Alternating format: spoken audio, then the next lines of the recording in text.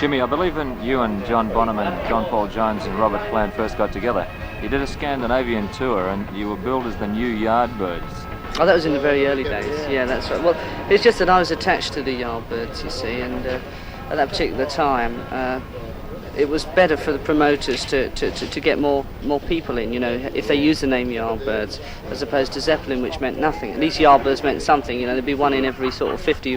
Oh yeah, Yardbirds, I remember them, they had a few hit records, and I think it was something to do with that, you see.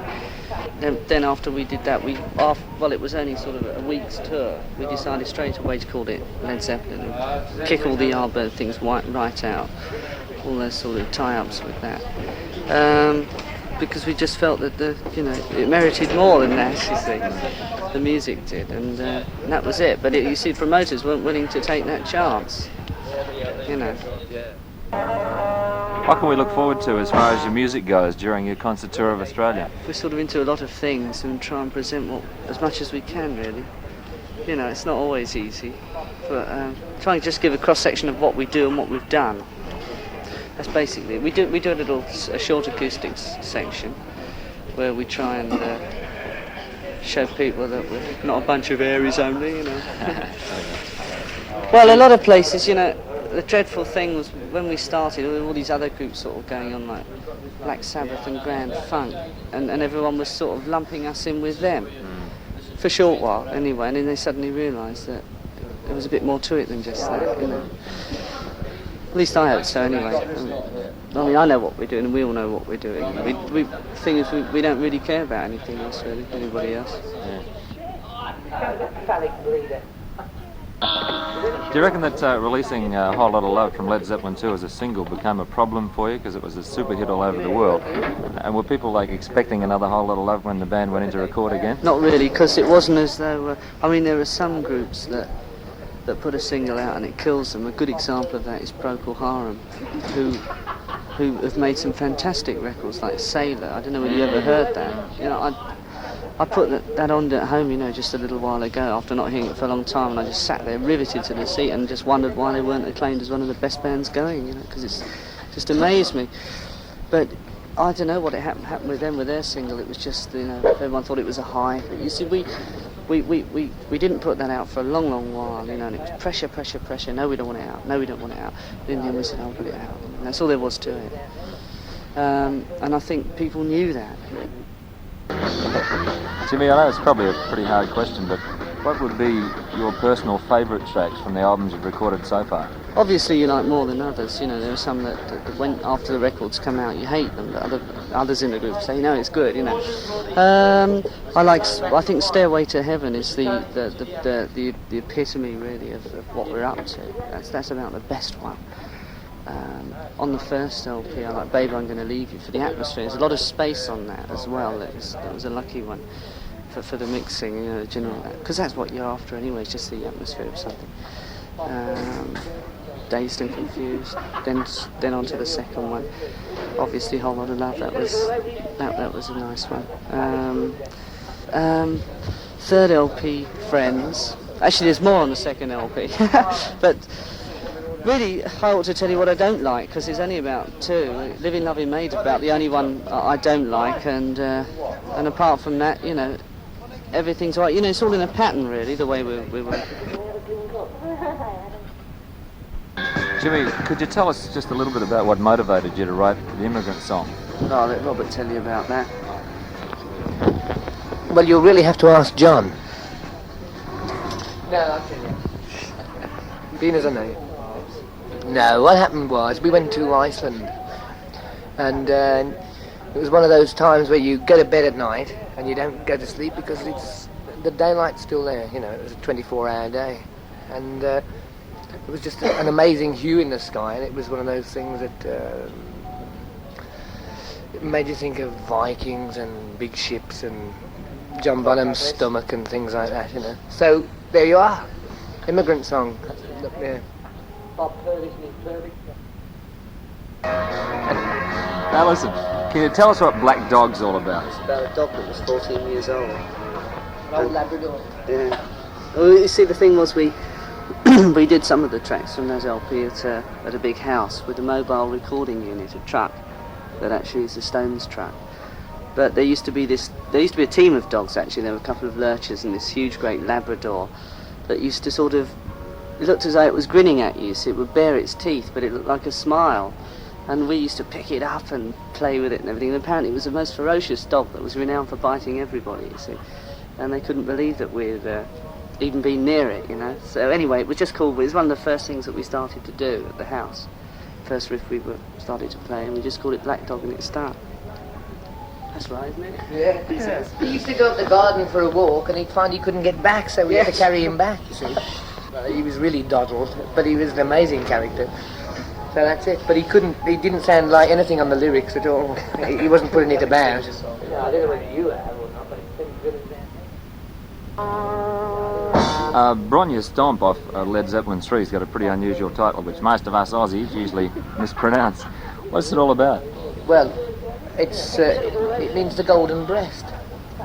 Bronnaraya. It's Welsh for the golden breast, and it's a cottage that was on the side, plonked on the side of a semi-mountain, and it used to catch the sun in such a way that it glowed really. It glowed even more when we were there.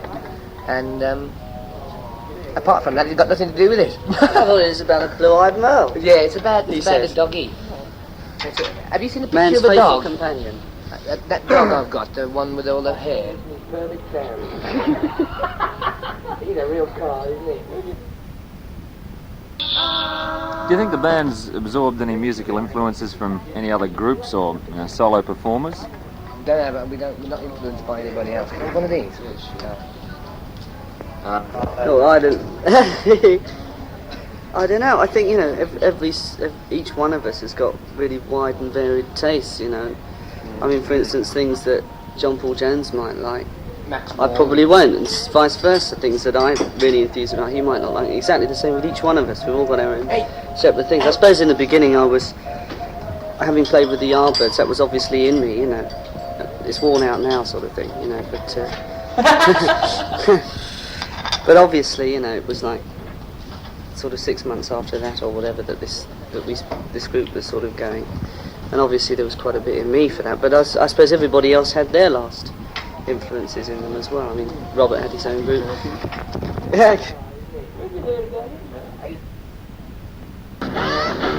With the band having 4 super successful albums around the world, do you reckon it's going to be a problem the next time you're going to record, that you'll have in your mind that you've got to top the last album? Yeah, I think that if you taking the 4 albums, I mean, people have criticised the 3rd album for being far removed from what they expected of it. But if you listen to those 4 albums, and we go our trials and tribulations when we write the music, are much greater than any criticism that could ever come along, because we would never put anything out at all that we weren't at all happy with, you know. So I mean, the 4 albums as a whole, the whole 4 put together, are such a cross section. And I mean, every album that we do, I mean, we've said this 1,000 times, but it's a fact, you know, that it's good stuff. We know it's good stuff, you know. Otherwise, it wouldn't go on the album, because we do all sorts of things far removed from even what you've heard so far, you know. So as far as, I think the variation that we've got is quite vast. It would have been as easy as anything to carry on the one line for as long as possible, you know, and reap the benefit of it. But I really, you know, I don't, I know, I agree with him in what he says, that we're fantastic, you know, but I wouldn't agree with the latter part of it.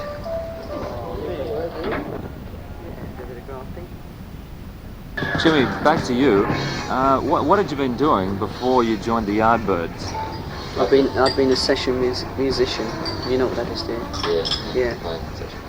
And I just come to the end of my tether on that one.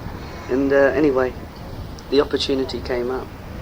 Actually, I went to see the Yardbirds, and I used to go and see them quite a few times, you know. And this particular night, Paul Samwell Smith went absolutely berserk. He said, "That's it, I'm leaving the group." And it was one of those real group dramas, but this time it really meant it, because, you know, you always get those sort of things, but nobody ever really means it.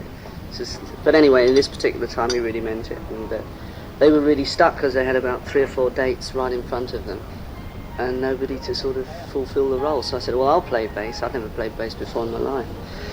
And I just played along with them and enjoyed it. And we just sort of discussed it, you know, the position of ourselves. I said, well, yes, I'll join.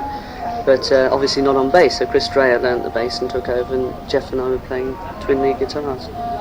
that was for as long as that lasted, which wasn't too long, but it was good while it was going.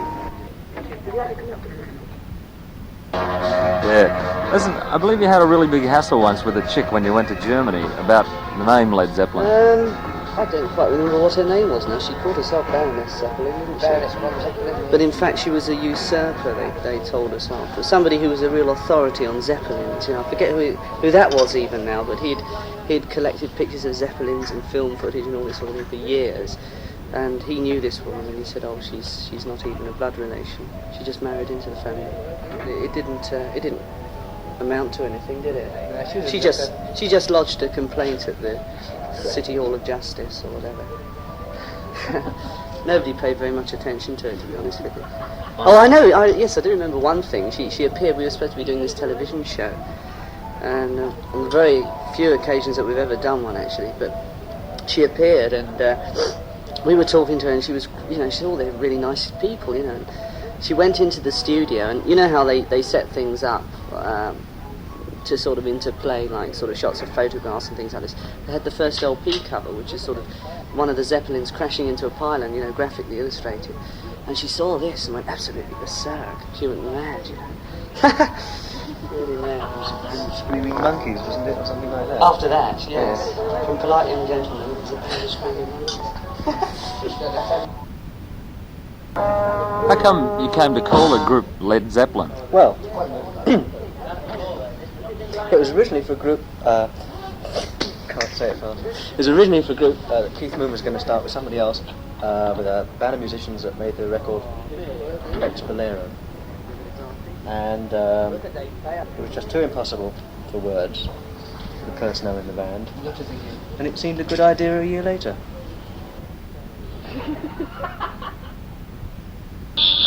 Jimmy, on the first Zeppelin album, I noticed you got a couple of Willie Dixon blues numbers. You know, why did you do that? You dig Dixon, or didn't you have enough material for the album, or what? The first LP was recorded after the group had been together for about a week or something. You know, it was recorded in a very short time as well. And at that time, we were just, when we first got together and all decided to join up, we had to get some sort of stage act together, you know, some sort of repertoire, so to speak. And of course, anything and everything was being suggested, and obviously there's a good sort of blues roots amongst all of us, and that's why we were doing blues at that stage, and that's why blues was included on the LP, I suppose. Yeah, the chess stuff of the 50s was a really amazing sound, you know, all those going down slow, Howlin' Wolf and all that sort of thing. But they were just superb, you know. I don't think there's ever been anything on the city blues like the modern urban blues just to surpass, you know, the sound and the feeling and the whole thing about the atmosphere on those records, you know. Robert Plant, the Friends track on the third album, what was going through your head when you wrote that? And the reason I ask is because while we were playing the third album quite a lot, Friends was one of the most requested tracks. Yeah, I like that a lot as well. And Jimmy, well, I think everybody does. We were hoping to, well, we were thinking about doing it again, actually. And again. Because there's something about it that really, that we didn't really get on anything else, you know. I was lying under a rather dilapidated and much needed to be pruned apple tree when I wrote it. But apart from that, no, it was just just how I felt, you know, at the time, about high points in your life, you know, and things like that, and the possible low points and all that sort of thing, the highs and lows that you're very aware of in this, not in this business, but being in this position, you know. But Friends is a good number, but I think there's been 4 albums for